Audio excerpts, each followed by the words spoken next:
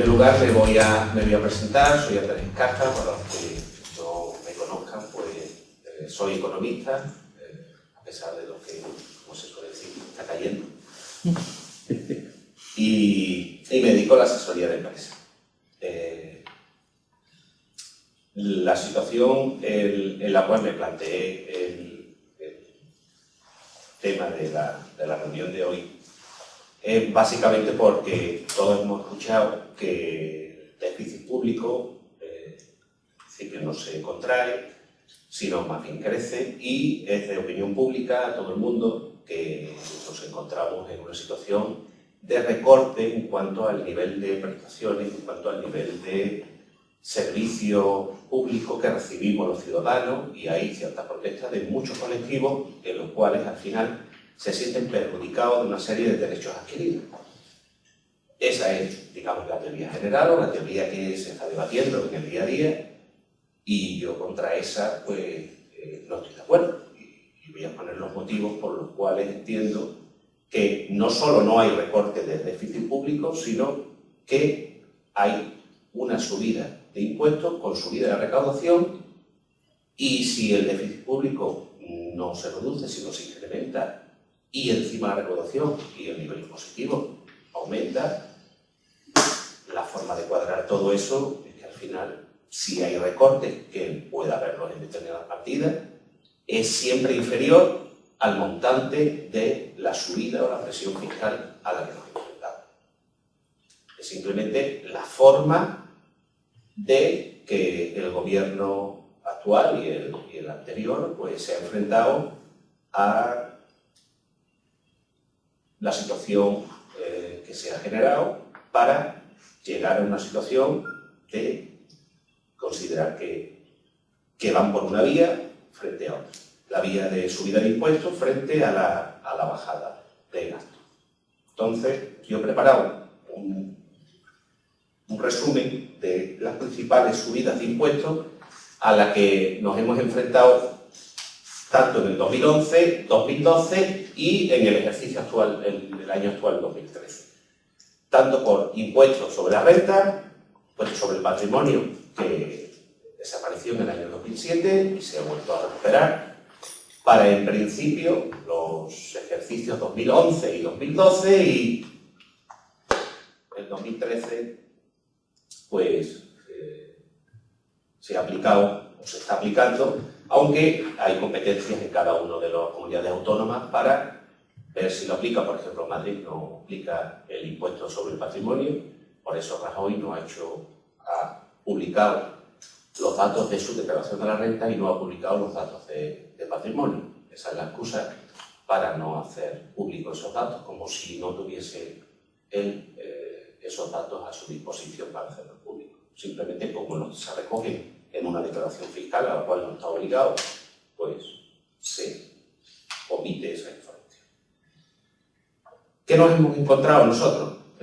Bueno, nosotros nos hemos encontrado en una situación en la cual hay una inestabilidad en cuanto al nivel de qué hacer con los recursos que el Estado nos pide, con una serie de normas que hoy entran en vigor y tienen una periodicidad de principio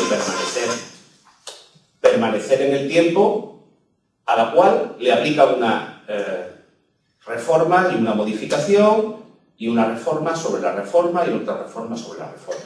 ¿Esto a dónde nos lleva? A una inestabilidad en cuanto a cuál es el marco regulatorio y cuál es el marco en el que una empresa, que es la que quiere una cierta estabilidad en los ingresos o en los gastos que tiene que soportar, y se encuentra que esa estabilidad hoy por hoy no existe.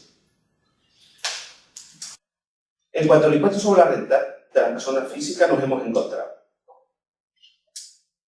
que el famoso, por ejemplo, despido express. El despido express se utilizaba básicamente para extinguir una relación laboral en la cual al trabajador no se le daba la opción de réplica, la empresa le abonaba la indemnización. Administración reconocía a la empresa el carácter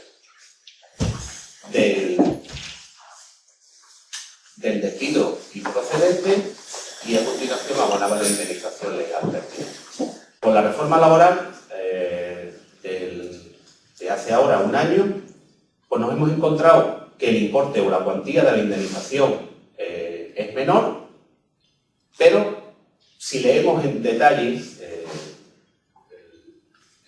la norma de la reforma laboral, te dice que esa indemnización será ingreso fiscalmente no tributable para el trabajador y a su vez será un gasto fiscalmente deducible siempre y cuando que se abone la indemnización legal pertinente en actos de conciliación o se realice en magistratura de trabajo. De forma que cualquier abono de indemnización realizada entre la extinción de la relación laboral que no alcance el acuerdo en magistratura o en conciliación, en principio sería un ingreso tributable para el trabajador y a su vez esa indemnización legal no sería fiscalmente deducible para la empresa. De forma que es verdad que la indemnización ha disminuido, pero eso ha supuesto la necesidad de no hacerlo en la sede social de la empresa, sino que intervenga un funcionario público para que dé fe de que se ha realizado esa extinción, que cumple una serie de requisitos y en ese momento, con ese documento, será soporte para no tributar en el IRPF y ser gasto deducible para la sociedad en su impuesto de sociedad. Segunda medida importante en el impuesto sobre la renta de personas físicas. Bueno, pues nos hemos encontrado que el Estado ha establecido, antes del asunto Bárcenas, estableció una obligación de que cualquier persona física o cualquier empresa que tuviese activos, cuentas bancarias e inmuebles fuera de nuestra frontera, debe de presentar una declaración informativa de todos y cada uno de esos bienes situados fuera de España.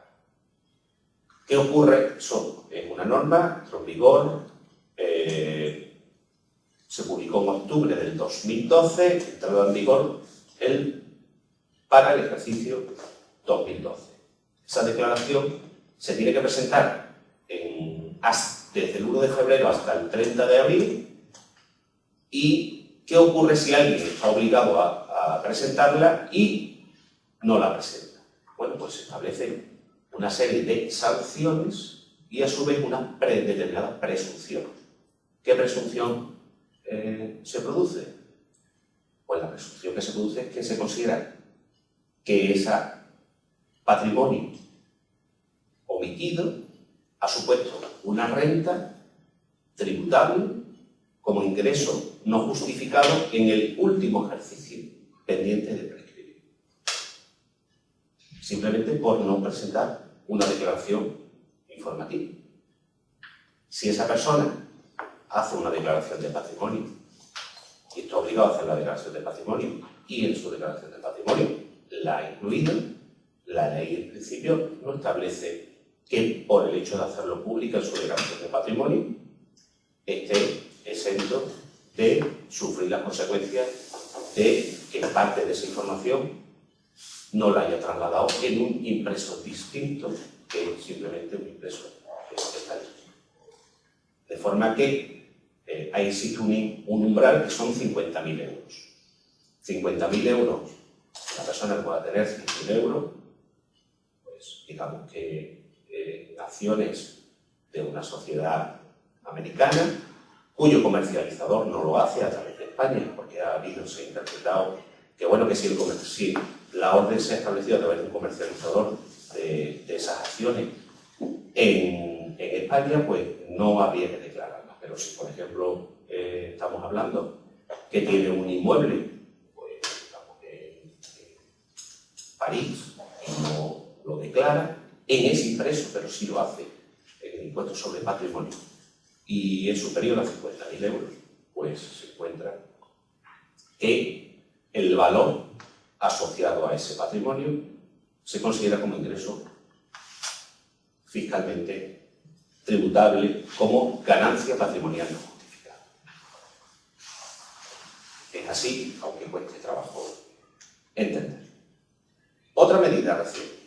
Todos nos hemos alegrado cuando se ha celebrado el último sorteo de la lotería en el año 2012 y hemos escuchado que ese es el último sorteo en el cual el premio pues, está no sujeto a tributación. Bueno, todos los sorteos que se han celebrado en el ejercicio 2013, si el importe del premio es superior a 2.500 euros, pues soporta a la hora de ir a cobrarlo, pues me encuentro que solo me dan el 80% de esa cantidad, porque el 20% es un impuesto que me lo retienen y tengo que pagar de impuestos por ese premio de ese 20% del importe de la inversión.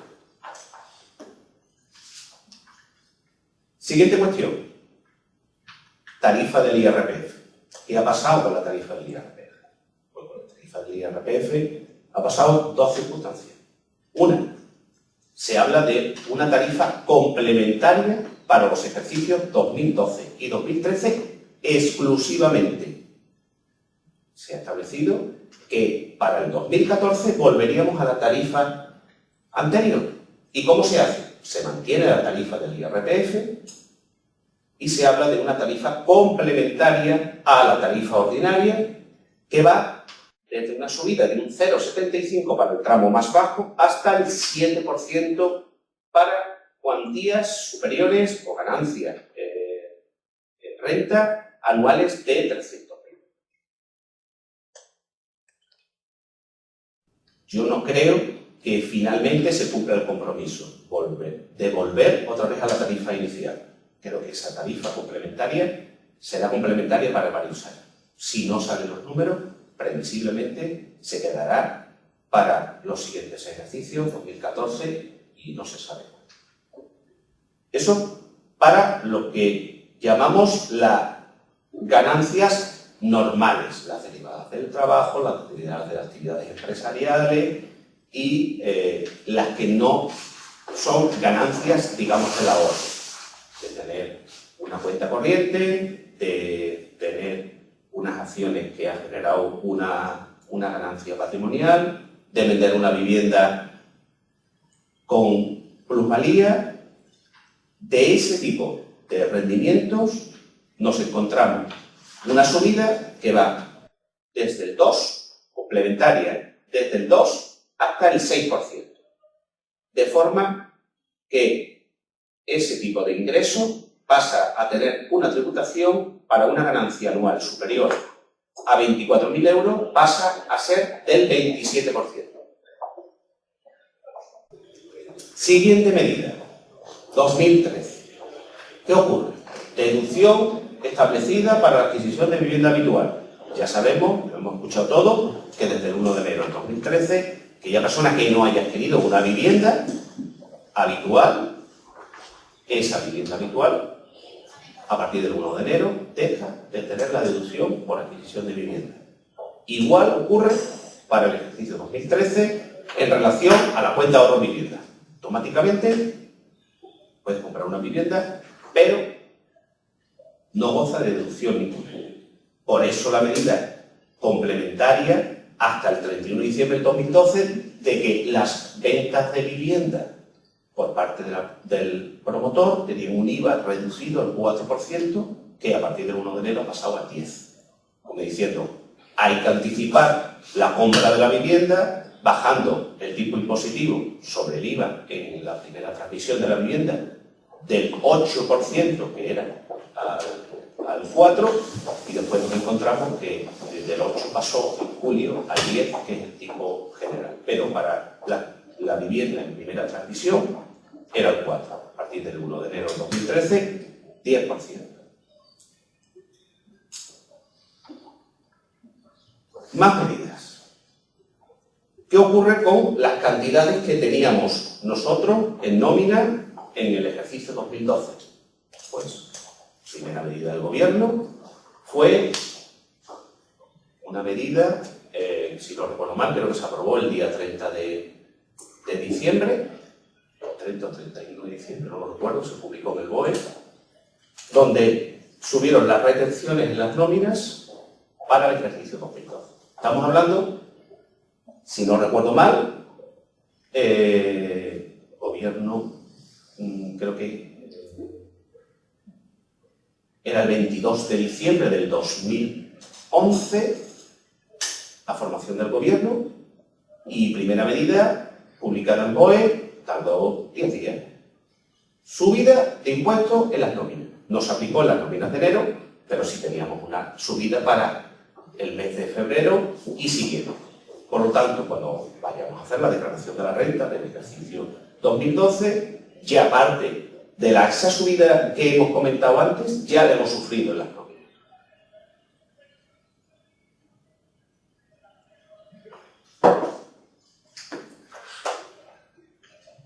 A su vez, también las actividades empresariales o las actividades profesionales tenían una retención que pasó del 15 al 19. Impuesto de sociedades. ¿Qué ocurre en las empresas? Primer caso, lo que hemos comentado en relación a la indemnización por despido. Tienes que conciliar, tienes que ir a magistratura y será gasto totalmente deducible. Más medidas.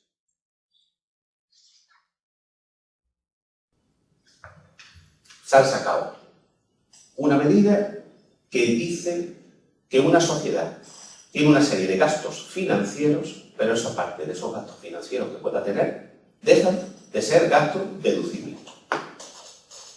¿Por qué? Pues básicamente para en los casos de que un grupo de empresas financie a una de las empresas satélite y si no hay un interés que habrá que justificarlo a la administración, parte de esos gastos financieros que soporta una de las empresas del grupo tienen limitación en su deducción. Siguiente medida para la sociedad. El gasto por amortización que tiene de los inmuebles o de los bienes que tiene la empresa. Se establece una reducción en cuanto a el importe que venían deduciendo como gasto por depreciación. En concreto, se establece una reducción en un 30% del gasto por amortización. Pongamos un ejemplo.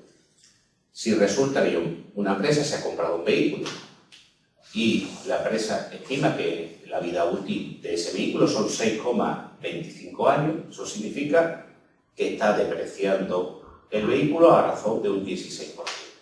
Bueno, pues aquí nos encontramos que esta limitación para los ejercicios 2013 y 2014 pasa a ser el 70% de ese importe. De forma que el gasto por amortización del 16% de ese vehículo pasa al 11,2%. Se dice también que aquella amortización que tú no lo hayas podido deducirla, que bueno, que tienes 10 años para deducirla. De forma que hay una subida de impuestos sin tocar el tipo impositivo en el impuesto de sociedad. No lo toco, pero limito la deducción fiscal de determinadas partidas en gasto. ¿Para qué? Para aumentar la base del beneficio que tiene que pasar por caja para pagar más impuestos. En un contexto, todo esto, en el cual las empresas difícilmente tienen posibilidades de mantener los beneficios históricos que venían teniendo hasta el día de hoy. Bueno, pues, ¿qué medidas deberían de pedir esas empresas? La medida debería ir en contra de lo que se ha legislado. ¿Y por qué se hace? Pues básicamente por la necesidad de no tocar el gasto sensible para no tener grupos de presión que sean los que le inciden en manifestaciones en la calle, etcétera, etcétera. Eso es justo lo contrario de lo que debería de ser, pero es la única realidad que tenemos. Lo que comentamos anteriormente sobre la declaración fiscal de los bienes situados por personas físicas o por sociedades fuera de España. ¿Qué ocurre si la sociedad no hace esa declaración? Pues si no hace esa declaración, automáticamente tienes también la misma presunción. Se entiende que se encuentran ingresos en el ejercicio más atrasado pendiente de prescribir. Y por tanto, tendrás un ingreso o una ganancia patrimonial, no un ingreso, sino una ganancia patrimonial para ese ejercicio. Siguiente medida que se ha publicado. Bueno, pues nosotros tenemos, o las empresas tienen un marco regulatorio en el cual si una empresa ha tenido pérdidas en un ejercicio anterior, cuando tenga beneficio, tiene un periodo para compensar esas pérdidas con los próximos beneficios y pagar impuestos por el margen diferencial de en cuanto es superior mi beneficio a mis gastos o mis pérdidas acumuladas.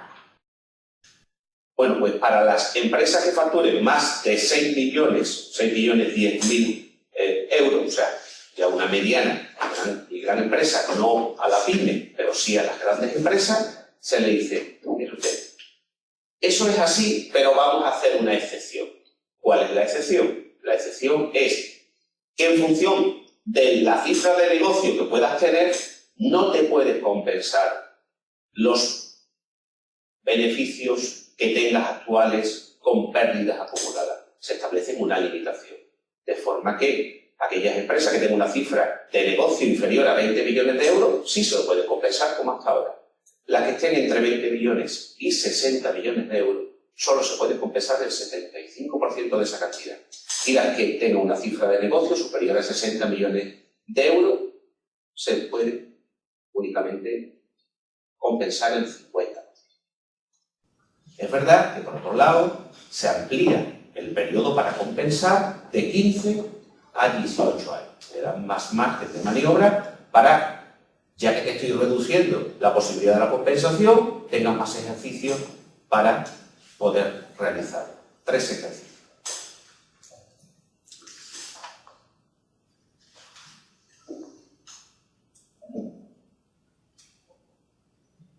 Más medidas.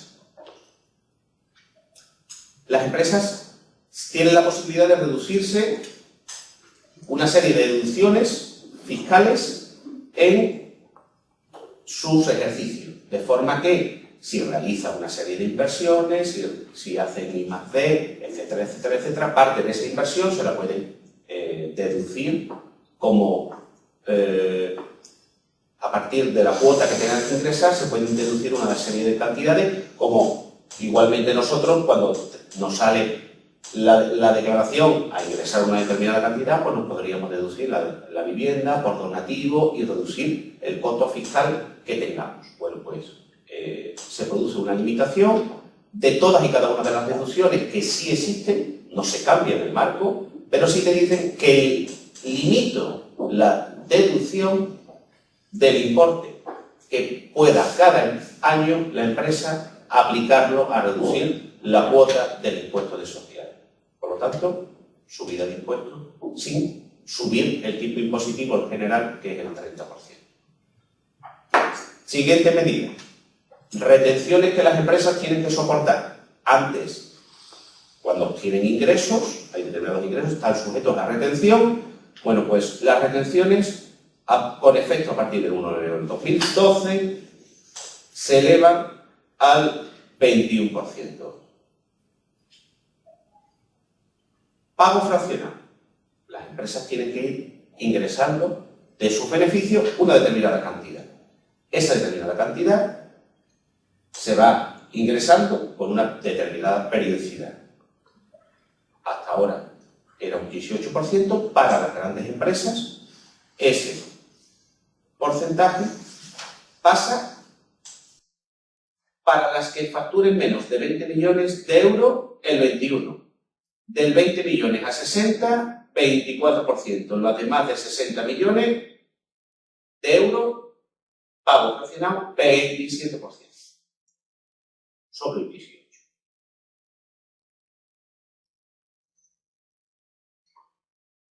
Impuesto de patrimonio. Sabemos que el impuesto de patrimonio desapareció en el año 2007. ¿Y qué ocurre? Se recupera el impuesto para los ejercicios 2011, 2012 y no hay visos de que se cambie. Por lo tanto, impuesto que se recupera. Impuesto sobre valor añadido. ¿Qué ocurre con el IVA? Nos hemos dado cuenta todos nosotros que a partir del 1 de septiembre del 2012 nos han subido el tipo de IVA. En general lo han subido del 18 al 21,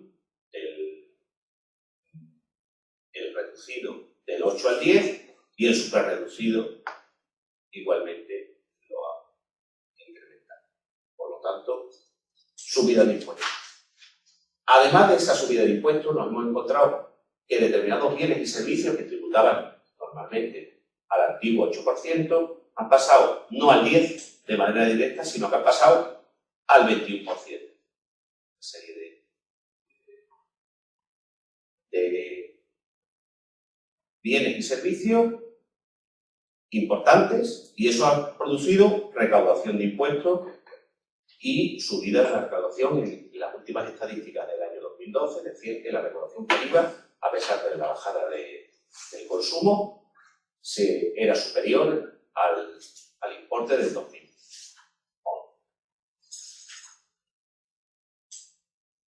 Impuestos especiales. ¿Qué impuestos especiales estamos hablando? Estamos hablando de gasóleo, carburante, labores del tabaco, hidrocarburos. ¿Qué nos hemos encontrado? Pues nos hemos encontrado que los carburantes están subiendo en base no solo a la subida de la materia prima, sino también por la presión fiscal que tiene cada uno de esos productos. Tributos locales. El IBI. Nos hemos dado cuenta, cuando hemos recibido nuestras contribuciones, si las comparamos con las del 2000, en el año 2012, que nos han subido el importe que pagamos por la contribución en un porcentaje importante, de media, creo que en Sevilla ha sido del 16%, y cuando en un contexto en el cual pues, pasa más dificultad en estos últimos años que en los años anteriores, sin nula referencia para lo que es el importe normal que sería la inflación. Y si la inflación está en el 2,9, normalmente la referencia debería de ser en una subida similar a ese. Pues no, nos hemos encontrado que han subido pues, un 16%. Y sobre unos datos que son unos valores catastrales que se han incrementado cuando los precios de referencia sobre el valor catastral, que son los precios de mercado de los inmuebles, han ido en descenso.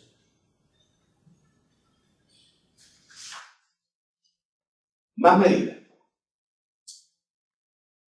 Todos hemos escuchado que los empresarios, cuando efectúan pagos y cobros por sus productos, sus bienes y servicios, están obligados a que si el importe del bien o servicio es superior a 2.500 euros, pues que tengan que instrumentar esa operación a través de medios de pago que dejen pista o dejen constancia documental. ¿Cómo? Pues vía transferencia bancaria, a través de cheque, a través de un pagaré, cuando hasta ahora no existían medidas sobre esa limitación. ¿Qué están queriendo decir?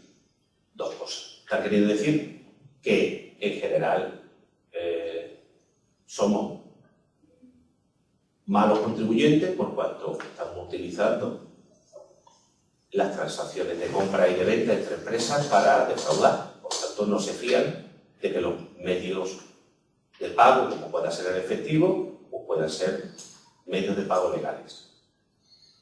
Otra cosa que están haciendo es que están manteniendo a la banca. ¿Por qué? Porque en la medida en que esos pagos se instrumentan a través de operaciones bancarias, están haciendo que la bancarización de las operaciones que se producen en el contexto de la economía, pues se realicen a través de esa apropiación que, de alguna forma, la banca tendría unos saldos de más movimiento, y los bancos van a jugar con ese movimiento a través del sistema bancario para, de alguna forma, fortalecer su posición de tesorería y su posición de liquidez. Código penal con el fraude fiscal, pues idem de idem. Se incrementan las penas de prisión, que en principio eran de 1 a 5 años, a 2 a 6 años. En principio para todo el mundo. Pero ya se verá. Esto, el papel queda muy bien, pero no sé cómo será en la realidad. Bueno, siempre te dicen que puedes regularizar, ¿no?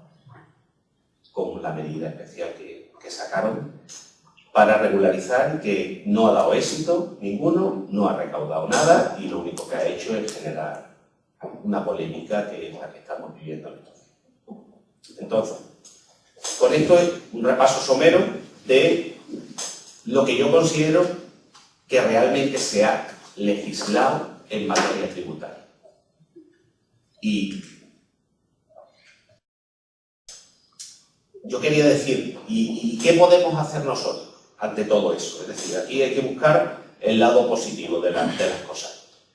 Nosotros, ¿qué podríamos hacer si eso es así y entiendo que no hay vuelta atrás? Todo el proceso impositivo, una de las causas fundamentales para los austríacos está no tanto en la deuda recibida, por supuestísimo, ya sabemos lo que ha sucedido en los últimos años zapateros, sino en no querer tocar para nada toda la carga del Estado que no es productiva. Desde los partidos políticos, sindicatos y COEs, pasando por todas las administraciones públicas y en el medio de todas las empresas públicas, que a eso no se ha tocado nada, ¿no? Y por lo tanto parece que la carga impositiva va más dirigida, ¿no?, a mantener todo ese proceso, todo ese, digamos, ¿no?, toda esa estructura improductiva, que para saldar, diríamos, las cuentas de la mala gestión de los años zapateriles, ¿no?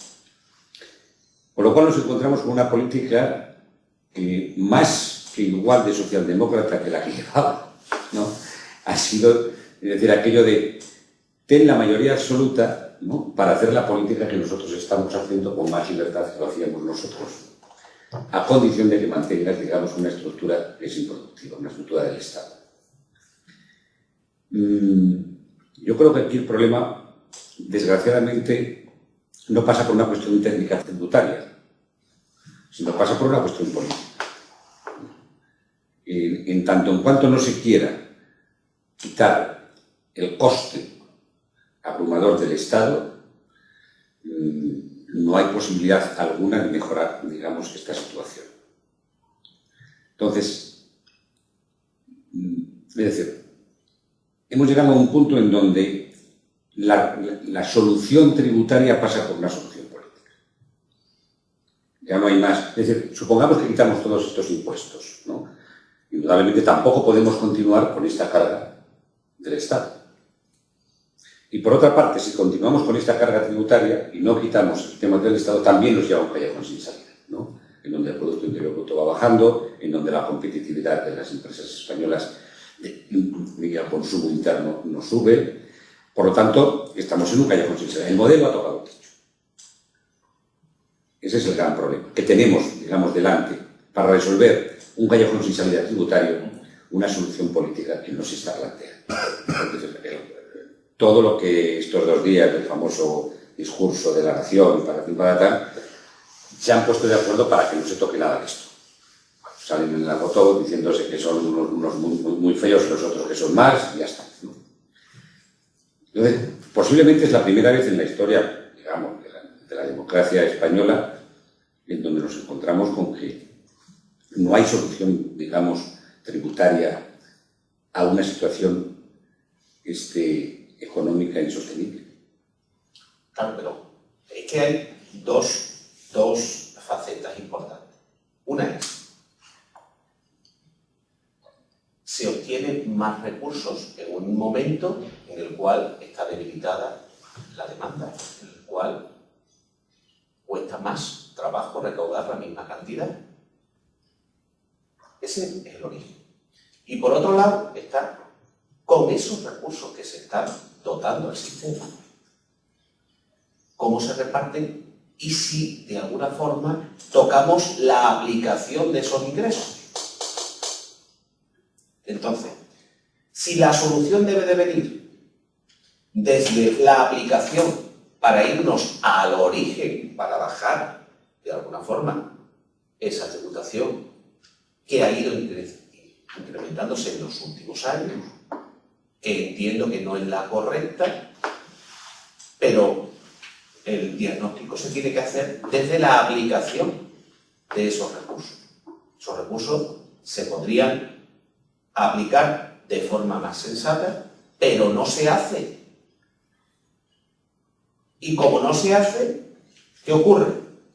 Pues nos encontramos que estamos dándole a la máquina de recaudar para no hacer los verdaderos deberes. Pero el problema no es solo que me sube la tributación. Bueno, me sube la tributación porque sea necesaria para un fin, pero no hay una relación directa entre el incremento de los impuestos en una situación donde no debería de ser así, pero porque no se está acometiendo determinadas medidas que supone que iría en beneficio futuro.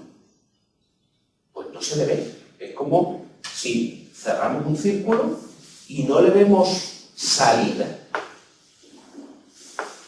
Porque al final, ¿qué ocurre? Que más recursos están dentro del sistema y fuera de nuestros bolsillos.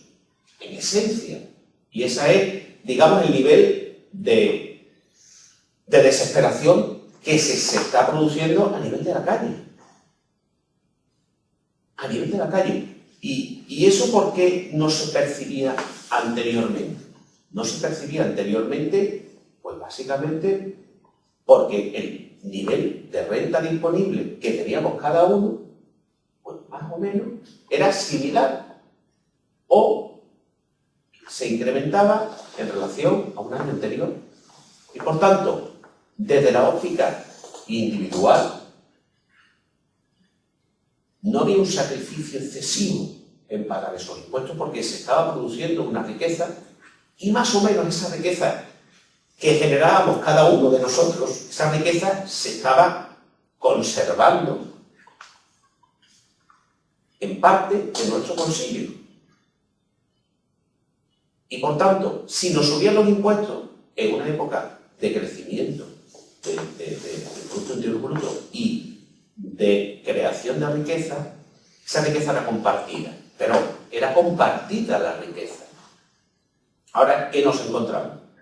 Pues que esa riqueza se está destruyendo en mayor medida que se está creando. Y además, la poca riqueza que se genera y la menor renta disponible que tenemos en cada uno de los bolsillos pues va yendo en una dirección que no es la que debería.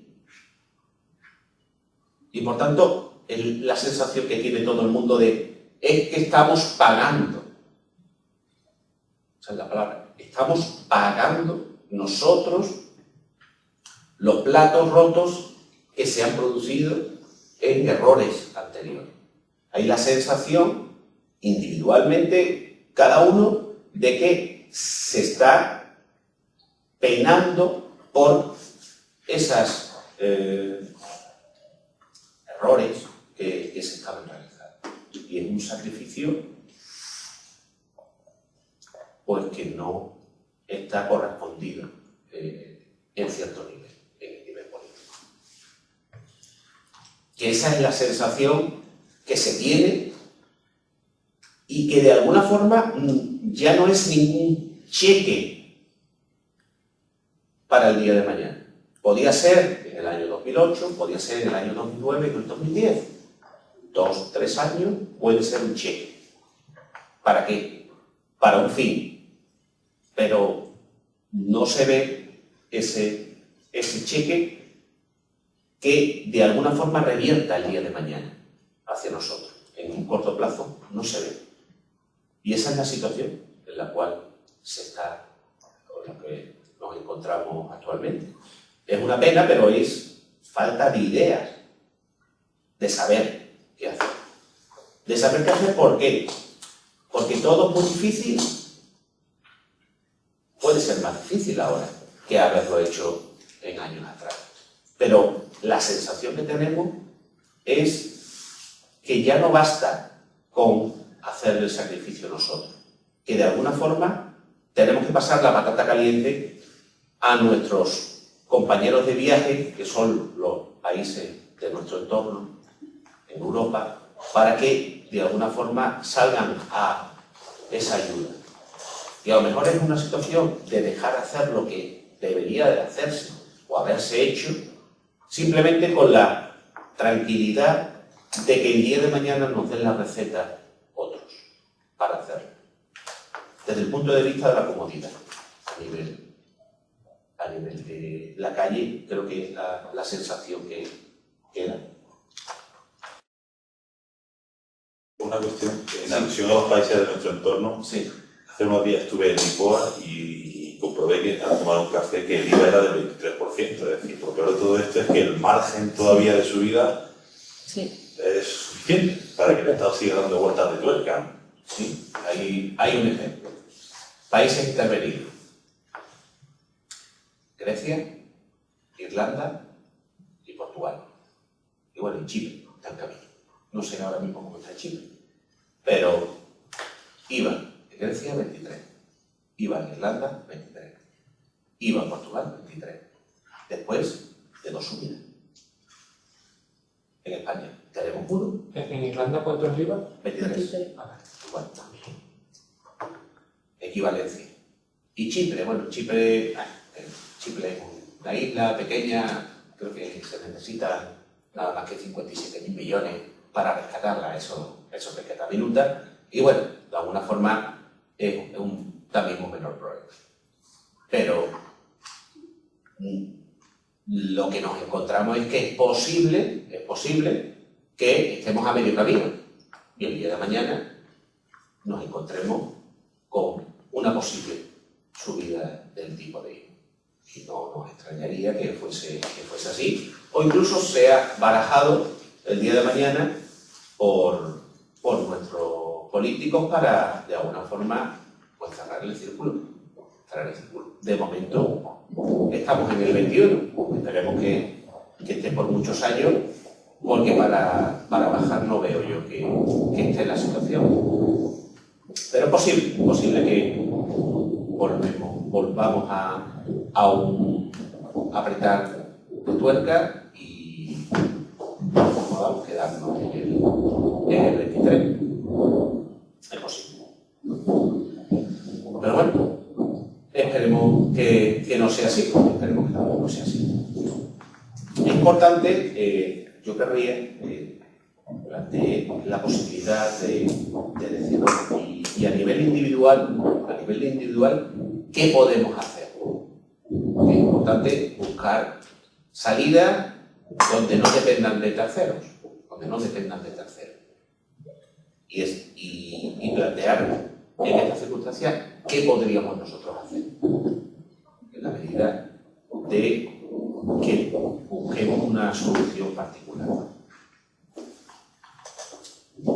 Yo creo que la única medida por la que estamos yendo, que no puede ser otra, consiste, en primer lugar, en una contención del nivel de deuda que podamos tener como deuda privada la familia. En principio, no vamos a ir a pedir más créditos al banco como primera medida. Segunda medida es ir pagando el nivel de deuda que cada uno tengamos a nivel individual y nuestro nivel, digamos, de ahorro vaya a repagar la deuda, de forma que el sentimiento en general tiende a que si esperamos que el Producto Interior Bruto repunte en el año 2014, no lo vemos que vaya a repuntar en el 2013, no lo vemos.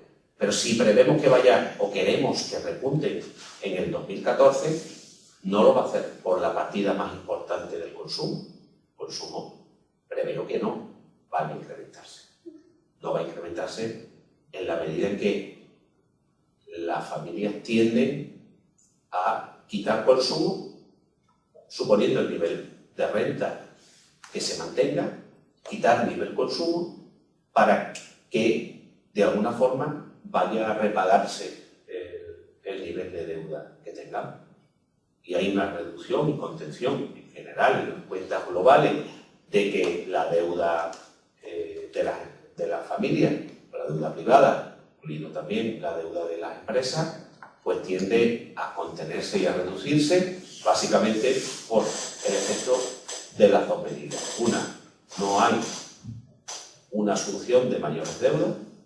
Segundo, se van amortizando en el tiempo ese nivel de deuda. Por tanto, vamos en un camino que a nivel particular, con más o menos sacrificio, sí lo estamos realizando, pero vemos que la equivalencia en la parte de las cuentas públicas no va por ahí,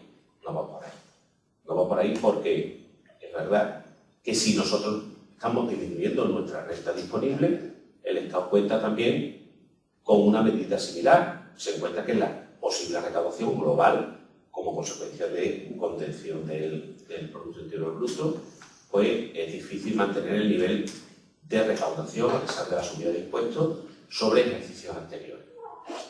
¿Pero qué hace el Estado? Pues el Estado no practica la misma medicina. ¿Por qué? Porque no puede, porque no le interesa. ¿Es sensato que lo haga? Todo el mundo dice, ya se sabe que las medidas de ajuste no son las apropiadas, pero sin embargo las empresas sí ajustan su estructura a su demanda, venden unidades de negocio, reducen su capacidad productiva, hacen las medidas que razonablemente les irían en el camino correcto. Las familias con más o menos dificultades tienden a realizar la misma medida, pero no hay en las cuentas públicas la misma receta.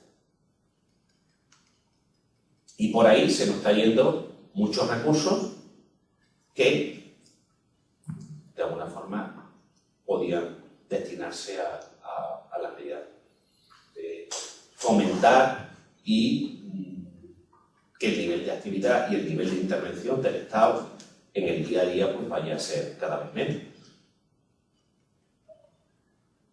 ¿Por qué no lo hace? No lo sé. ¿No puede? ¿Poco margen de maniobra o va a lo fácil, que es que sea un tercero, como pueda ser la Unión Europea, que el día de mañana les permita el que le ayude financieramente y le haga, en nombre y por cuenta del Estado, le hagan las medidas pertinentes. Que no es la solución, que yo opino que no es la solución. No es la solución porque no veo en esa situación, no veo que realmente atajen y la famosa troika que venga a rescatar a España y decir a nivel político: usted reduzca las diputaciones, usted reduzca aquí, usted reduzca allá y toque la fibra sensible del Estado. No lo veo. No lo veo. Lo principal y lo fundamental, yo creo que la ciudadanía sí lo está haciendo, sencillamente porque no tiene otra opción. ¿Por qué no lo va a hacer el gobierno? Porque sí tiene opciones. O sea, yo soy un gobernante y como mi trabajo es mantenerme aquí cobrando de los impuestos, intentando no quedar demasiado mal ante la gente para que me siga votando, pues esos no son los incentivos adecuados para que uno vaya haciendo recortes. Ahora, cuando le toca a uno y dice: oye, que no llego a fin de mes, que me he metido en un gasto y no puedo, como no te queda más remedio, pues lo haces. Yo por eso sí que soy muy pesimista a la hora de enfocar o a la hora de esperar que desde el gobierno vaya a venir digamos, por iniciativa del gobierno vayan a venir cambios importantes, a menos que la situación llegue a un momento en que el gobierno vea que subiendo impuestos ya no recauda más, o que vea que la gente se empieza a echar a la calle, no por quejarse de que reciben menos subvenciones, sino por quejarse de que pagan impuestos. Cuando las críticas de la gente vayan en ese sentido, si conseguimos que eso pase, que a día de hoy no pasa, todas las manifestaciones son: yo quiero más, que hay que quitar a otros, porque te lo quiten, pero yo quiero más. Si algún día conseguimos que haya una manifestación que diga: señores, queremos pagar menos impuestos, queremos que intervengáis menos, queremos poder tomar más decisiones de nuestra propia vida por nosotros mismos. Si eso pasara, cosa que a día de hoy estamos a mucha distancia de estar, a mucha distancia de que pase, pues sería un paso, ¿no? Sería quizá una vía para quitarnos de encima ese gran peso que es lo que nos está manteniendo metido en la crisis, ¿no? Había también otra opción. Otra opción es pensar que, igual que hemos tenido ejercicios anteriores malos, el próximo también siga siendo malo y que haya una crisis, digamos, más fuerte para que los ajustes se produzcan de forma traumática. Y no desde la sociedad civil protestando en la calle, sino que los propios números terminen por deteriorarse tanto que realmente no haya otro camino que acometer desde la estructura del Estado, acometer esas reducciones, que no habrá otro camino. Y eso sí se puede ser traumático. No ya el triunfo de la sociedad civil frente al Estado, sino que como única vía, porque la esperanza se va perdiendo en el tiempo, llegue a producir una verdadera crisis. Es decir, una situación en la cual se agrave mucho más la situación en la cual, de forma abrupta, se tengan que acometer todas esas medidas y todas a la vez y se llegue a una situación en la cual, en un pequeño corto plazo, se produzcan ajustes y salida. Y no dilatada en el tiempo, sino que tendrá que ser que el gobierno no tenga otra opción. No, cuando ya, digamos... Igual que nos ha pasado a nosotros.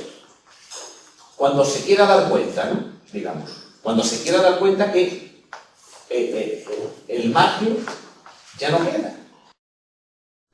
Como en Argentina. No, hombre, España no es afortunadamente como Argentina, pero ¿por qué? Porque es una situación, o te lo digo de otra manera.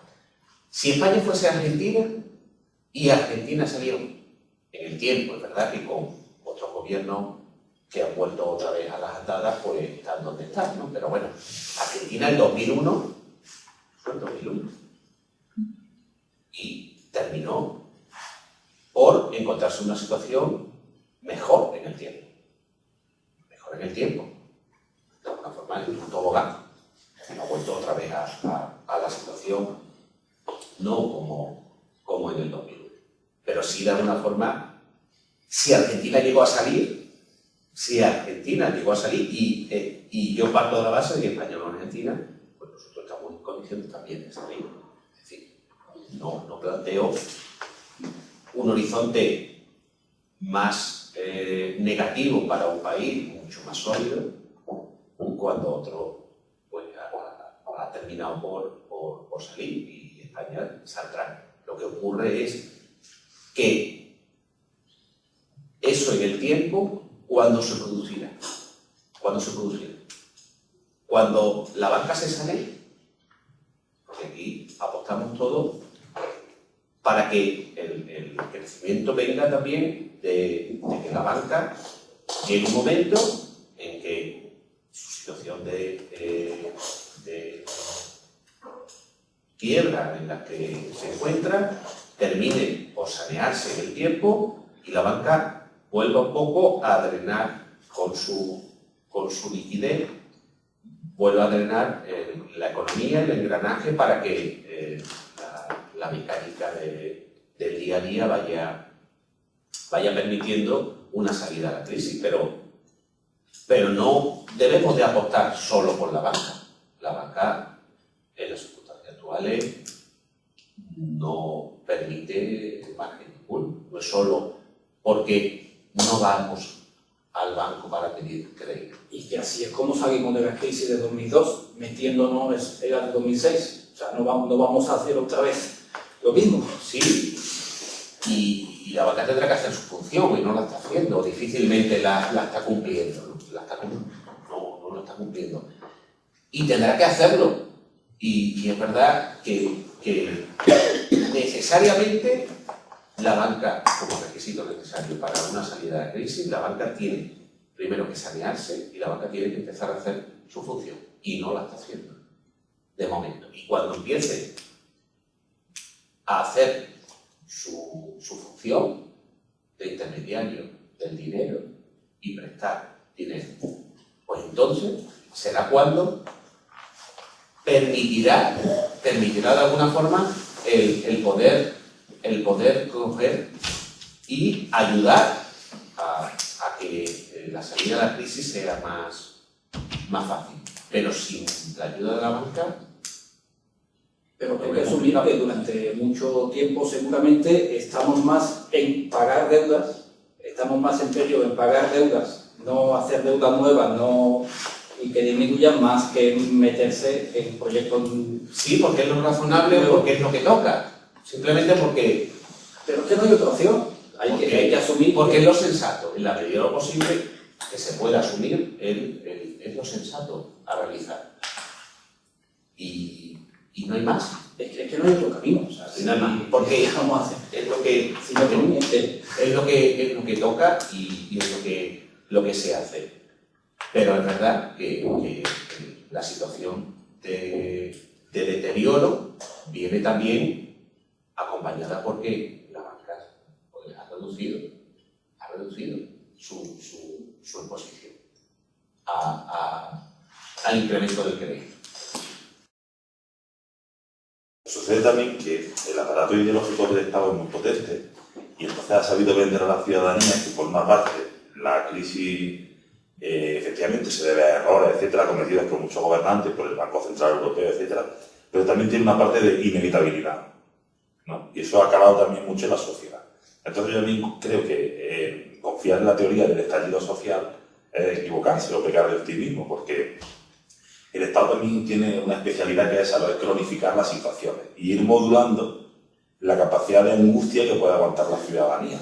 hacia arriba y hacia abajo. Entonces, por ejemplo, en Grecia no ha habido todavía un estallido social y la situación es mucho peor.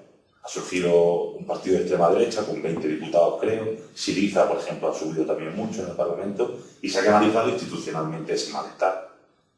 Pero luego, en realidad, la capacidad de aguante de un ciudadano es mucha y se está demostrando que es mucha. Y hay un deterioro, digamos, de los servicios y la gente lo está soportando. Porque además la gente está entendiendo que la situación sería peor aún si no fuese por el Estado. Que este es el círculo perverso, es decir, menos más que encima están estos para salvarnos, cuando son estos los que me están causando el problema. Entonces eso la ciudadanía no lo entiende en su mayoría. Por lo tanto, es posible vislumbrar un horizonte, en mi opinión, de 20-25 años de pobreza real, potente, y vivir así, porque se vive así y se vive de muchas maneras. Y en otros momentos de la historia de España, como el franquismo, etc., se ha vivido de muchas maneras.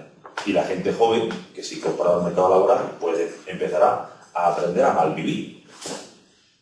Se hará un nuevo proyecto de ingeniería social. Por ejemplo, hay una serie ahora en Telecinco, que es, digamos, el revival de Los Serranos, que parece que se llama Familia o algo así. Que ya es un proyecto de ingeniería social para que la gente considere que en el fondo lo importante no es el trabajo, sino la familia. El protagonista pues tiene un cáncer, que además es entrenador del Atlético de Madrid, y la hija que está a punto de irse a Londres a emigrar no se va, porque lo importante es el padre. Entonces, todo eso va creando un telón de fondo ideológico donde la gente tiene cabida. Porque en el fondo seguimos siendo un país rico, o donde por lo menos se puede ir quitando de uno, aunque eso sea una violencia institucional, para dárselo a otro. Y todavía hay mucho que roer, digamos, todavía hay mucho, y se puede estar así durante muchísimo tiempo. Desde lo que yo pienso, lo que veo, ¿por qué yo pienso que no va a haber estallido social significativo? Te he puesto el ejemplo de Grecia. Mira, si este país está peor que nosotros y no ha pasado nada, ¿por qué aquí tiene que pasar? Porque en principio es verdad que estamos en una situación peor que hace 5 años. Pero no creo que estemos en una situación peor que hace 30. ¿Por qué? Porque se mide el nivel o el índice de pobreza actual. El porcentaje de personas que viven con un salario de unos ingresos en la familia de X. Si hay estadísticas, historia en las estadísticas, y se pueda medianamente homogeneizar el salario medio de hace 30 años con el salario medio de hoy, yo creo que las estadísticas, dicen siempre que las estadísticas todas mienten, o algunas suelen mentir. Pero nos debería de salir que en principio la percepción de nivel de pobreza hoy no es la que existía hace 30 años, ¿entiendes? Porque el mundo evoluciona y a lo mejor hay desigualdades. El nivel de desigualdad es mayor hoy que hace 30 años. Pero el nivel de pobreza no creo que sea comparable la familia media en España hoy que hace 30 años. ¿Por qué? Que más o menos podemos tener una situación de nivel de vida mayor, porque no solo es medible a través de los ingresos familiares, es medir, digamos, el hogar familiar y nuestro entorno que existía entonces y que existía hoy. Porque entonces, nivel de necesidad de, digamos, nuestro componente tecnológico, necesitar tener un ordenador en casa, conexión a internet, una serie de servicios que hoy se consideran prioritarios, entonces no existían. No es que serían imprescindibles o imprescindibles, no es que simplemente no existían. Y ese nivel tecnológico que nos acompaña hoy, entonces, no se puede medir. No se puede medir la necesidad de un consumo determinado de una serie de bienes que son asociados a nuestro día a día, que eso nos consume. no consume una tarifa plana de internet, no consume el tener el móvil, el ordenador, una serie de bienes que nos acompañan y que forman parte del nivel medio de vida de una familia. Y que eso no consume recursos. Que necesariamente eso produce un bienestar. Ahora, si no va a haber el estallido, ¿qué creo yo? Otro, en un horizonte, preveo, de 4 o 5 años, nos podemos encontrar dos circunstancias. Yo preveo que de aquí a 4 o 5 años va a haber un nivel de inflación importante en muchos países de nuestro entorno. Inflación importante que no es más que hoy existe un dique en ese, es que el crédito no fluye. No fluye, pero... Y cuando fluya, es que parece ser que existe un dique en, digamos, la sociedad civil. El dinero que se ha ido creando a través de la exposición de los bancos centrales a deuda emitida en billetes, esa se está quedando en el círculo bancario y difícilmente está trasladándose a la sociedad civil. Pero cuando el dique se abra y empiece toda esa ingente cantidad de dinero a llegar a nosotros, eso, cuando se produzca, va a producir un incremento de inflación seguro. Y yo preveo que cuando la situación económica mejore, el siguiente temor que tendríamos es a la subida de inflación. Y a lo mejor nosotros decimos, bueno, mira, si tenemos un 2,7 o un 2,9 de inflación y volvemos a un 5, yo he vivido con una inflación del 5, yo he vivido con inflación de más del 5 o del 6%. ¿Sí? Y como hemos hecho los deberes, o presumiblemente hemos hecho los deberes, ese nivel de inflación es asumible por la familia. Pero pensemos en el Estado. Pensemos que el Estado se encuentra que, por cualquier circunstancia, se le anticipa la inflación a la reducción del déficit público y a la reducción del nivel de deuda pública. Si hoy el Estado paga un interés medio del 4,5 o el 4% de nivel medio de la deuda, con la inflación contenida, si la inflación se le dispara al Estado, tendrá que ir pagando la deuda mucho más cara. ¿Por qué? Porque si la inflación sube, a continuación los tipos de interés van a subir. Y si los tipos de interés suben como consecuencia de que sube la inflación y los gobiernos no han hecho los deberes, ¿qué nos encontramos?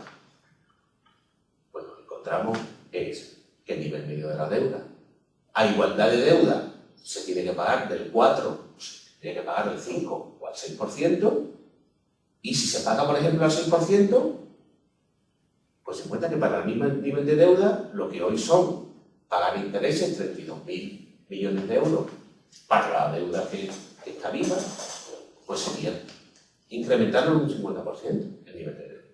Ojo, si mañana repuntan los tipos de interés, porque están viendo un precio históricamente bajo. Cuando el dinero llegue a todos nosotros y todos queremos que se fluya el crédito y llega a nosotros, la inflación va a subir necesariamente. Porque la materia prima está ahí, que es justo el dinero que se ha ido creando en el sistema y que está moviéndose entre la banca comercial y los bancos centrales. Y entre ellos hay multitud de operaciones en las cuales no se sabe, son operaciones derivadas en que el nivel de compromiso que existe en la banca resulta que tienen que ir viendo cómo evoluciona todo. Si eso sucede y no se ha reducido el nivel de deuda, se puede generar un problema. Si primero se contiene Las variables importantes. Se va creciendo el Producto Interior Bruto, se va conteniendo el nivel de desempleo, se va reduciendo, de cierta manera, la deuda pública, y luego se controla la situación, y luego sube la inflación, el Estado le va a venir bien la inflación, por cuanto va a pagar la deuda con unos números más o menos contenidos, y por tanto la inflación le va a disparar los intereses de la deuda, pero habiendo hecho los deberes previamente. Y sí podrá hacer como nosotros. Acometemos nuestras reformas, reducimos el nivel de endeudamiento y podremos soportar un tipo de interés superior. Si medianamente mantenemos unas expectativas razonables. Pero si las expectativas nos mejoran y repunta la inflación, es un problema, tanto para nosotros como para el Estado. Y si en la situación actual de intervención en el sistema, tipos de interés artificialmente bajos, llega un momento en que el Estado, no solo por nosotros, porque todos pedimos que lo haga, pero que lo haga, planteemos un horizonte a medio plazo. Es que si no lo hace, cuando mañana tengas que soportar unos tipos de interés más altos, ¿en qué posición se queda el Estado? ¿En qué posición se queda el Estado? Por eso está jugando yo lo veo una partida un poco complicada. A día de hoy, bueno, en Estados Unidos seguro que ese miedo de la inflación, ¿no?, existe, porque no hace mucho, en cuestión de meses creo, por primera vez en la historia, la Reserva Federal paga intereses a los bancos por el dinero que tienen en reserva. Por mantener el dinero, porque por favor no se lo prestes a nadie y yo te pago. ¿No? Eso no había pasado nunca. Y no sé si hace meses o ahora, no mucho más. Es algo totalmente nuevo, ¿no? Que sí es una idea de auténtico miedo que tengan a que salga en forma de crédito todo eso. Claro. Estados Unidos siempre ha dicho una cosa: no me importa el nivel de inflación, no es la variable más importante. Los conceptos europeos me dicen, no, yo quiero la inflación contenida en el 2, que es mi objetivo, y para mí sí es importante. Pues me dice, mira, yo puedo con mis tipos de interés, pero no asociado al nivel de inflación, no me preocupa, porque Estados Unidos lo que hace es exportar inflación, consume bienes y del exterior, y el nivel, las 2/3 partes del Producto Interior Bruto consume.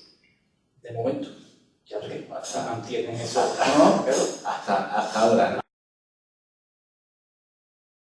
Desde el punto de vista austríaco, ¿no?, que sería un poco lo que nos importa, es cuáles serían los caminos para afrontar esta crisis. Indudablemente, dentro de lo que sería el sistema actual, las previsiones, ¿no?, de ajustar, que si inflación, que si aumento de interés, que si masa monetaria en el sistema, que si el tema está, digamos, en la bancarización, es decir, pasa el Banco Central a los bancos privados para que paguen, digamos, los puedo prometer y prometo que dicen los políticos. Alguna vez entramos ahí en ese círculo. Claro. La primera cuestión es que, si tenemos que hablar en términos macroeconómicos, muy macroeconómicos, planetarios, ¿no?, el Producto Interior Bruto de Europa en el mundo es el 25%. Mantener mantener ese nivel ante unos países emergentes enormemente productivos y enormemente fuertes, como es el caso parte de China, la India y toda América en este momento. Argentina es una casa de eso, pero crece al 3%, ¿no? Hay que pensar que cada país tiene su circunstancia, ¿no? Hay que pensar que Europa geográficamente cabe en Argentina. Como me decía a mí una argentina, claro. Me dice, bueno, la ventaja que tenemos en Argentina con respecto a España, por lo que ustedes comentan, ¿no?, es que nosotros en Argentina los políticos de noche duermen. y entonces Argentina se recupera. Luego por la mañana vuelven a fastidiarla, ¿no? Claro, cuando se levantan, pues la soja ya ha crecido, ¿no? Y entonces, pues bueno, ¿no? Claro, tienen grandes extensiones, pero grandes extensiones. La provincia de Argentina, lo que es la provincia, cabe toda España dentro y Portugal, ¿no? En extensión geográfica, ¿no? Y probablemente, bueno, es verdad que la provincia de Argentina es la más grande de todas las provincias, ¿no? Pero hay otras que son casi similares, ¿no? Entraría pues Francia, entraría Alemania, entraría Polonia, territorialmente, ¿no? Y bueno, y además ahí no llegan a 40 millones, y aquí en ese territorio estamos más de 300 millones, 400 millones. Entonces, la pregunta es que con el sistema de bienestar que tiene Europa, le va a ser muy difícil mantener el coste del Estado, me refiero a nivel europeo, ¿no? Con otros sistemas que fuera de Europa esto es una isla, desde el punto de vista del precio. Es muy difícil que todo el resto del mundo se parezca, digamos, a Europa. Más bien, vamos a ser los europeos los que vamos a tener que empezar a adaptarnos a otros sistemas económicos mucho más versátiles, mucho más privados y mucho más. Por lo tanto, de nuevo volvemos un poco, es decir, el sistema no da más de sí y no queda más remedio que liberalizar. Pero es que dentro de Europa, y en épocas de abundancia, como ha sido hace 10, 15 años, 20 años, países del norte socialdemócratas hasta la médula, que era una especie de paraíso socialdemócrata, entraron en crisis en épocas de bonanza, ¿no? Y han salido, digamos, con mayor liberalización. Dinamarca, Noruega, Suecia, Finlandia, han salido de esa crisis liberalizando, digamos, bastante. Probablemente todavía hay mucho Estado que liberaliza. Pero bueno, si no hubieran, posiblemente estarían muy peor que Grecia. No podían sostener el modelo, ¿no? Por lo tanto, la pregunta aquí del millón es, no nos va a quedar más remedio que soltar lastre. El problema es que se juega con toda la política económica que comentas, que si creamos dinero, que si tal, que si contenemos la inflación, todo eso es muy keynesiano, ¿no? Y nos puede llevar, digamos, a un callejón sin salida en donde todos tenemos nuestras lógicas, pero al final, como bien decías, o liberalizamos el sistema del estado de bienestar, con todo lo que implica, ¿no? O entramos en una crisis a la japonesa, con todo lo que implica, ¿no? No sabemos lo que va a pasar, pero me extraña mucho que nosotros vayamos a entrar en una crisis a la japonesa, porque por toda una serie de circunstancias históricas, allí es una isla, en fin, toda una serie de circunstancias, es muy difícil, nosotros somos 400 millones, es muy difícil que nosotros reproduzcamos el modelo de 20 años de crisis económica como la que tiene. Por lo tanto, yo creo que desde el punto de vista austríaco no nos queda más remedio que pensar que se resistirá el sistema todo lo que en alguna medida viven de él, empezando por la casta política de todos los países, ¿no? Pero no nos va a quedar más remedio que soltando lastre, ¿no?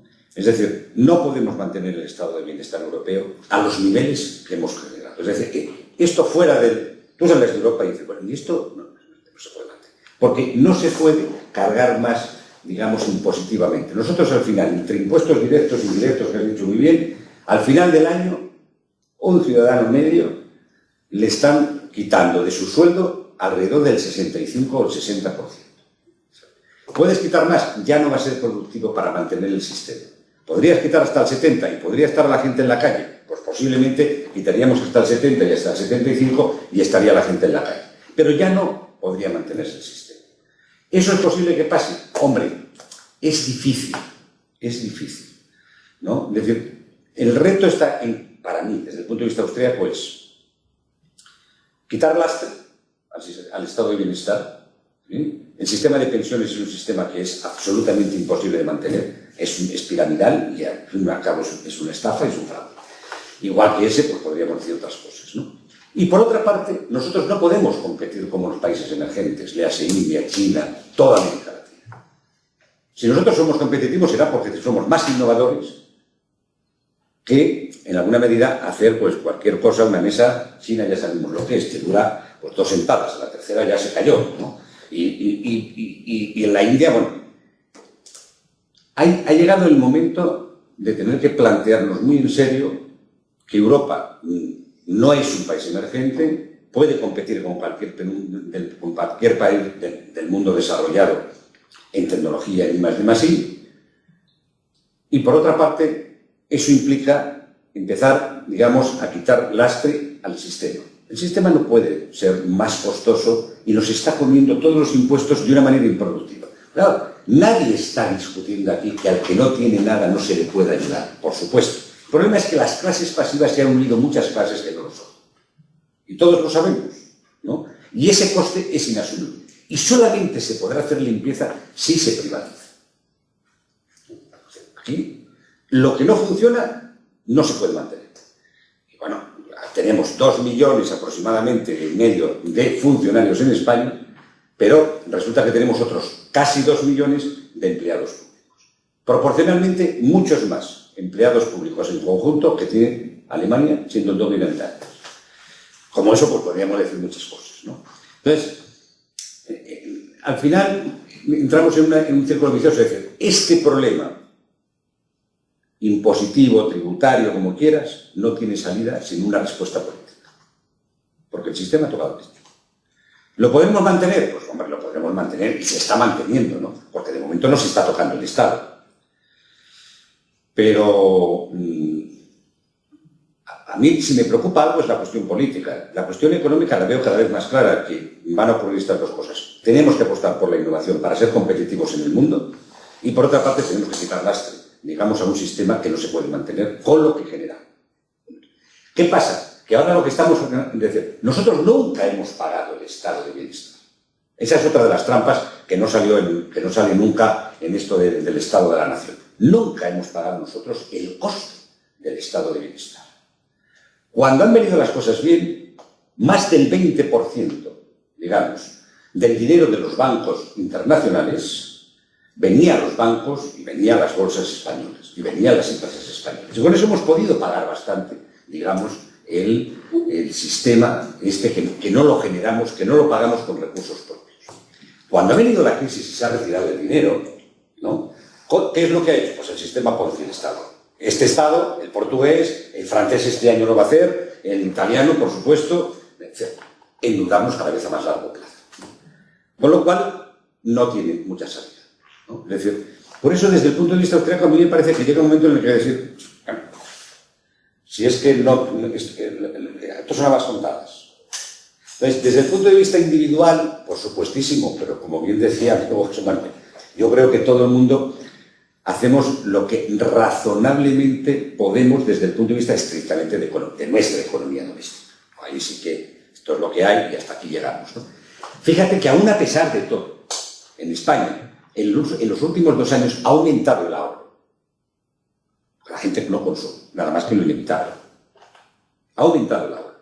Ahorro que está además penalizado por el sistema.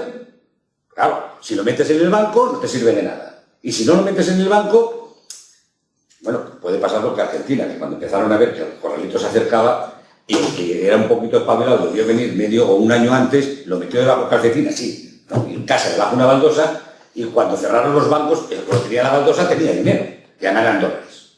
Claro, con lo cual pudo por lo menos, en fin, manipular la situación. Entonces, ese para mí me parece que el reto y el desafío que tenemos por delante, ¿no? Es decir, no creo que vayamos a caer en una crisis a la japonesa, aunque indudablemente la tentación es grande por parte del sistema político europeo, ¿sí? Porque el problema es que el sistema es el mismo, es decir, en una alcaldía, en una autonomía, en un país, en Bruselas. Además, van ascendiendo a ese nivel en la medida en que son más keynesianos, ¿no? Porque si no, lo suben. Es decir, aquí no te queda más remedio. Para subir en el sistema tienes que ser más que el otro, ¿no? El reto que tenemos y el desafío que tenemos es decir con toda la claridad, ¿no?, que el sistema ha tocado techo. Y que en el mundo entero saben que ha tocado techo. Que nosotros ya no vamos a poder mantener este estado de bienestar, ¿no? Claro, después de la Segunda Guerra Mundial y toda una serie de circunstancias, Europa se ha recuperado, pero claro, es que los demás estaban ahí parados, ¿eh? Estaban ahí parados. La India estaba parada, China, por supuestísimo, ya sabemos cómo estaba, Rusia, pues a ver, etc. Y en este momento, países que parecían imposibles hace no 30 años, ni 20 años, ni 10 años, ni 5 años de África, están teniendo un crecimiento del 12%. Ojo, y no tienen petróleo, ¿no? Cuidado. Ya, es verdad, están tan bajos que crecer al 12%, vale, de acuerdo, por supuestísimo. Pero es que ya es todo el mundo, digamos, que llamábamos antes el tercer mundo, en el que está creciendo más que los países más ricos, no ya que Europa, que Estados Unidos. Mirad, la situación ha cambiado 180 grados. Rusia está ahí, está cogiendo nuestras leyes, desde el punto de vista de lo que serían las sociedades económicas, porque si no, no hay Dios que hagan, es decir, tú apruebas, digamos, la sociedad, yo qué sé, la legislación de sociedades anónimas, pues tú no puedes, en alguna medida, comerciar con Europa, vale, de acuerdo, hasta China debe estar haciendo. Pero indudablemente, Rusia está creciendo al 7%. Claro, no nos queda más remedio que parecernos un poco a esos países para ser competitivos en cuanto a estado de bienestar. Y no debemos de renunciar a la competitividad y a la productividad en tanto en cuanto y más de más. Ese es el reto y el desafío. Y eso pasa por la privatización de todo lo privatizado. No queda más remedio. Vamos, yo por mí privatizaba lo primero, la corona. Para empezar. ¿No? Lo primero, la corona. Y después el ejército y todo lo privatiza aquí. ¿En qué sentido? En el sentido de decir, sería un modelo que generaría, digamos, mucha eficacia del sistema. Y entonces las clases pasivas serían las reales. Y esas sí tendrían, digamos, vía una carga impositiva razonable, ¿no? La posibilidad de que aquí haya tenido la desgracia de quedarse sin nada, que pueda tener esa asistencia, hombre, que todos desearemos que en su lugar, si estuviéramos, tendríamos, ¿no? Entonces, se ha inflado un sistema que, en el momento que tú le das al Estado, ¿no?, poder para recaudar y poder para prometer, indudablemente es una escalada, digamos, ¿no? Si le das poder a que compra votos, ¿lo va a comprar? Claro, empezando porque el sistema democrático ya sabemos qué clase de cosa es, pero bueno, y eso es un poco lo que a mí me parece. Entonces, todo lo que sea, en alguna medida, esta crisis, para hacer tomar conciencia a la sociedad de que entrar a reforzar el sistema, por ejemplo, toda la carga impositiva que se ha creado, decir que el PP es de derechas, en fin, sí, claro, como hay otros que son más de izquierda, pues estos son, digamos, los más lentos, ¿no? Pero es el mismo sistema económico, son los mismos principios estatistas, es la misma, digamos, política, digamos, keynesiana, y nos salimos de una patada. Claro, no podemos compararnos en todo con Estados Unidos, porque Estados Unidos tiene una moneda mundial. Por suerte, para bien o para mal, nosotros empezamos a tener, los europeos, una moneda alternativa mundial. Porque si tú te vas a cualquier país de estos emergentes, ahora, los ricachones, que son los 4 comerciantes que andan por ahí, compren. Antes tenía todo en dólares y en la moneda nacional para el gasto de la casa. Y ahora, ¿qué es lo que tienes? La mitad del ahorro lo tienes en dólares y la mitad en euros. Por si acaso. Voy a diversificar por lo que pueda ocurrir. Claro, por si acaso. Diversifico. Claro. Pero por eso digo, hombre, yo creo que tenemos que ser cada vez más conscientes de que la situación económica nuestra pasa por una mayor liberalización. Y, les vuelvo a repetir, el ejemplo, no, de los países europeos que están funcionando razonablemente bien, y algunos que salieron del comunismo ayer por la tarde. Lituania, Letonia y Estonia están creciendo ya al 5%. Y hace 3 años estaban a menos, a 0 o 1 por debajo, ¿no? Es decir, hay pequeños ejemplos. Es verdad que son ejemplos, hombre, que no se pueden generalizar. Alemania tiene un control del gasto público enorme, ¿no? Y además, tiene más del 50% de las empresas pymes, ¿no?, desde hace 70 años, después de la Segunda Guerra Mundial, exportando al exterior, ¿no? Con lo cual tiene el 50% de su negocio fuera de las fronteras, ¿no? Y eso le da muchas garantías. Y por otra parte están los países nórdicos, que están viendo que la medida que se ha ido liberalizando están razonablemente saneados. Es verdad que cada uno tiene su circunstancia. Noruega tiene mucho petróleo y no es fácilmente, digamos, igual que Suecia, pero Suecia estaba en una socialdemocracia al estilo, no digo soviético, pero económicamente ahogante, y en 20 años pues resulta de que ha hecho, digamos, los ejercicios, perdón, los deberes les ha hecho bastante bien. Y eso está funcionando dentro de Europa, y fuera de Europa está creciendo. Por ahí es cuando yo creo que tenemos que incidir, ¿no? Porque esos son temas políticos. Una sola cuestión, sí, que sumado a todo eso también, que la gente entienda que se puede ir a mayores niveles de bienestar sin el estado de bienestar. Eso es muy interesante. No que renuncie al bienestar, sino que renuncie al estado de bienestar. Muy interesante. Que no es necesario. O no resulta No es necesario, contraproducente. imprescindible. No, es contraproducente. Hay que insistir, ¿no? No es que vaya a vivir peor, es que vaya a vivir mejor cuando no esté esto. Pero que yo entiendo que a esa transición hay que ir y vamos a ir, pero no porque hagamos los deberes internamente, sino que miramos al exterior y vemos, por ejemplo, que el Producto Interior Bruto mundial está creciendo al 3%, donde nos vemos países que están creciendo muy por encima del 3%, con un nivel de deuda muy manejable y con familias que van saliendo de la pobreza y otras que están ahorrando cantidades importantes. Y se está creando lo que se ha buscado siempre, que es el sostén de un Estado, que es una clase media. Y se está creando una clase media. Y por ahí es por donde van muchos países, porque su nivel de deuda es manejable. Y llega un momento que un nivel de deuda, cuando se convierte en cantidades que ya tenemos en nuestros países de entorno, se convierte en muy difícil de manejar. Y ellos se darán cuenta simplemente porque van surgiendo países de nuestro entorno donde creo que no van a cometer nuestro error. Es decir, esos países no veo yo que vayan a donde nosotros hemos ido en una evolución de 50, 60, 70 años. Eso ya no lo sé, eso ya no lo sé. Donde ellos vayan a decir, ellos habrán analizado en qué fallamos nosotros, ¿no? Digamos, ¿en qué Bueno, fallamos? eso ya, 50 años ya es soñar, no sabemos lo que puede pasar. Ellos pueden decir, bueno, si esta gente se ha equivocado en ese estado de bienestar, yo voy a entender a algo en lo que no sea un estado de bienestar. Tenemos que dejarlo que si no nos echan. Oye, Una